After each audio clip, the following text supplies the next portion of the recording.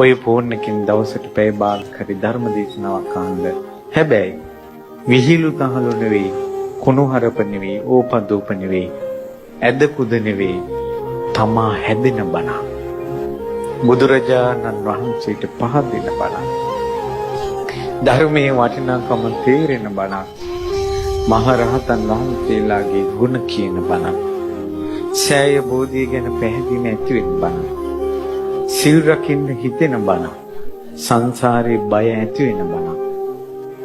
අපේ ජීවිතේ බුද්ධ ශාසනයේ පිහිට අපිට ලබා දෙන බණ. පැය භාගයක් හරි අහන්න. මොකද විහිළු තහළු ඕපදූ පහළ වැඩක් නැහැ. කවදාවත් බණ අහද්දී වැරදි අඩුපාඩු හොයන්න එපා.